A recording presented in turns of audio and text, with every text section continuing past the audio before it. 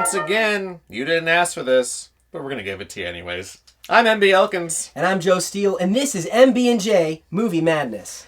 And today and tonight, we are going to talk about those 10 cinematic experiences that scarred us for life. In the last video, we talked about kids' movies that kind of broke our brain, but this is more of those other movies that we probably shouldn't have watched in our wee little years of life. Sorry, Mom. Yes, big sorry, Mom. All 5 of mine are rated R.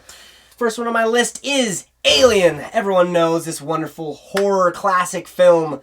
I was supposed to be asleep, but I was behind the couch. And I peeked over watching a xenomorph jump onto someone's face, and a little alien goes out of the person's chest. So it was the famous dinner scene. The dinner scene ruined it for me. I'm sitting there, and all of a sudden he starts choking, and I'm watching it. And then when he just jumps out, I'm like, all of a sudden, oh! And I was trying to be quiet too. Well, let's admit, I mean, it looked like a penis with a mouth that came out of it. It wasn't? Well, it kind of As a kid, I didn't know that.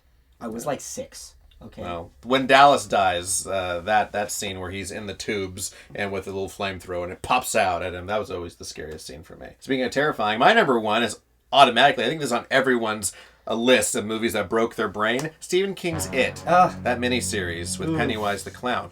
God, it was 3 hours long. It was a 2-part miniseries. I was totally enthralled. It came out in 1990, so I was 8 or 9 when that came out. Tim Curry was Pennywise. I grew up watching Tim Curry and Clue. I didn't know that was him under the makeup. That really disturbed me. I'm like, I love to laugh at that guy, and now he just scared the bejesus out of me. It was pretty terrifying. It is terrifying. You watch it now, and it's just kind of that scary. I'm excited about the remake, though. That is going to be very exciting. Yes, I am. Next on my list, Star Trek II: Wrath of Khan. Now, Really? being 6... That's the best one of the old ones. It is the best one, but it's when Khan takes those little ear things and drops it in their ears, and it inches and then drills into their ear, and they're screaming. It terrified me. I was actually scared that if I were bad, I got to revisit that movie. It's been a while. It's really good. Okay. Actually, that's the only one that the music was done by none other than John Williams. Really? That's the only one he did. I really have to revisit it now. Yes, you do. My number 2, another Stephen King story that was put on film that was very, very terrifying that I watched way too young was Pet Sematary. Now, Pet Sematary is kind of like another kind of zombie movie. You bury someone out there, the cat is going to come back to life. Little boy dies, little boy comes back to life. But you know what was terrifying about that movie? It wasn't any of the things coming back to life. It was this memory. The mother has this memory of this sister of hers named Zelda that's in the back bedroom, like some dark family secret, that's dying of spinal scoliosis or some sort of thing. And she looks twisted and pale. She literally looks like a man dying. And she's always in these visions of a mom reaching out Rachel!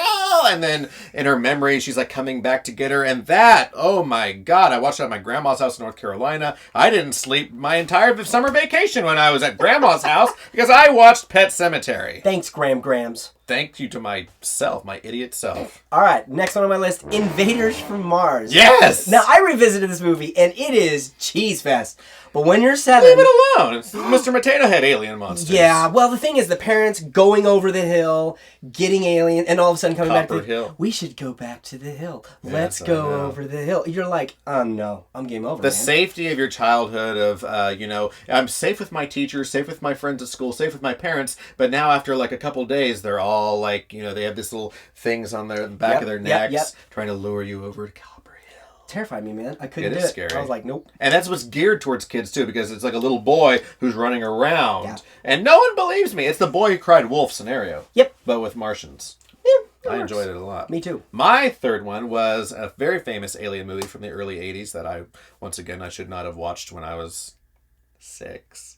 But the special effects were so amazing in it, and that's John Carpenter's The Thing. Oh, yeah. Now, I grew up watching the old 50s Thing, where it was just kind of like a big carrot man running around Antarctica. Yeah, not scary. Trying to shoot him down. They electrocute him at the end. So I thought, okay, cool, it's going to be another, big monster. No.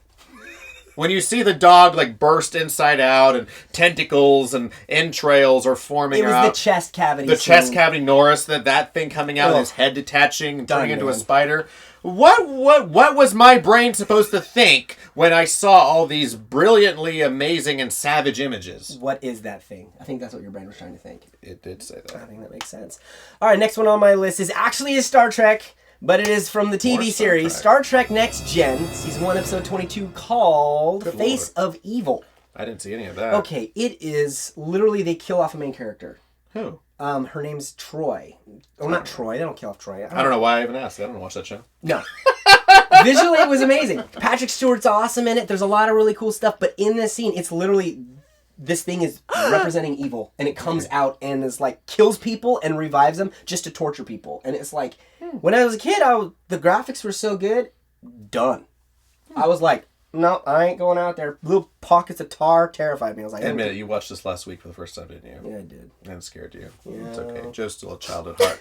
My number 4 is a classic sci-fi monster movie from the 50s, but then it was the 80s version that I loved so much when I was a kid. And even the poster to this movie scared me. And that is the 80s Blob. It's terrifying. Now, the old Steve McQueen one was really cheesy in its own little time, but it's a cult classic. But the 1988 one, directed by Chuck Russell, just looking at the front of the box of the man like, now terror has no shape. Yeah. That literally scarred me for life, because the town that it takes place in feels like home. It does. The people in it remind you of your friends, and the kids are there, and the kids in the story reminded me of me as a kid. I'm like, oh, this is me trying to sneak off to monster movies. Well, you know what? No one is safe in this movie. Nope. It's following like this main jock kid who's with the lead girl. He gets killed in 15 minutes. Yep. One of the little boys gets eaten. Yep. 25 people get eaten and graphically consumed by the blob. They're melting away. It's graphic. It's gory. Someone's getting sucked down drains. It was kind of like a slasher movie, but with a monster. There's a scene where the guy's trying to get into the girl's pants and the blob's inside of her. It sucks him inside of her. What was this all about? I should not have watched this when I was 6 or 7 years old. I don't think so. I shouldn't have watched any of these, actually. No, not at all. But I love it to pieces. It's my favorite monster movie. Well, the last one for me is dearly beloved for me. Is called The Fly.